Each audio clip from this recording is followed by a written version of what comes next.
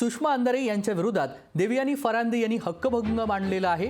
Drugs प्रकरणामध्ये आरोप झाल्यानं हक्कभंग मांडलाय। ललित पाटील प्रकरणामध्ये अंधारे यांनी खोटे आरोप केल्याचं त्यांचं म्हणणं आहे। विधानसभेत फरांदे यांनी हक्कभंग आणलेला आहे। सलीम कुत्ता प्रकरणामध्ये उगाचच नाव गोवल्याचा आरोप त्यांनी केलेला आहे। तर सुषमा अंधारे यांच्या विरोधात देवयानी फरांदे यांनी हक्कभंग आणलाय। ड्रग्ज प्रकरणामध्ये आरोप झाल्यानं हक्कभंग आणण्यात आलेला आहे। ललित पाटील प्रकरणामध्ये अंधारे यांनी खोटे आरोप केल्याचं फरांदे यांचं म्हणणं आहे। सन्माननीय अध्यक्ष महोदय, उबाठा सेनेच्या नेत्या सुषमा अंधारे ह्या गल्लीबोळामध्ये लढणाऱ्या नेत्या असतील, परंतु सन्माननीय अध्यक्ष महोदय त्यांच्याकडे आलेल्या एका निनावी पत्राच्या आधारावरती त्यांनी पुण्यामध्ये माझ्या विरोधामध्ये एक पत्रकार परिषद घेतली।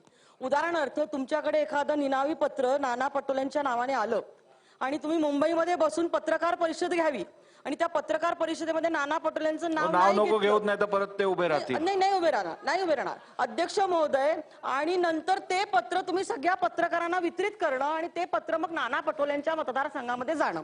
सन्माननीय अध्यक्ष महोदय, ही माझ्या बाबतीमध्ये घटना घडली। ह्या पत्रामधला मजकूर अत्यंत चुकीचा।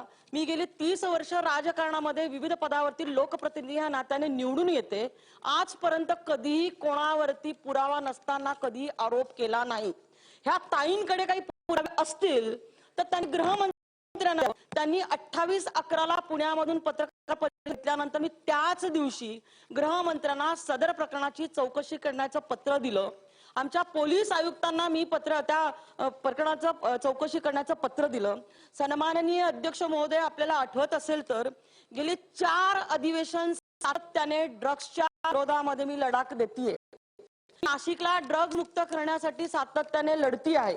सन्माननीय अध्यक्ष महोदय, माझ्याकडे ड्रग्ज पेडलरचे असलेले नाव, त्यांचे फोन नंबर, त्यांचे पुरावे मी गृह खात्याचे आपल्या शिखर परदेशी साहेबांकडे देऊन गृह खात्याच्या माध्यमातून चौकशी करायला लावली आणि सोलापूर पासून नाशिक पासून सगळे ड्रग्जचे कारखाने उघडकीस आले।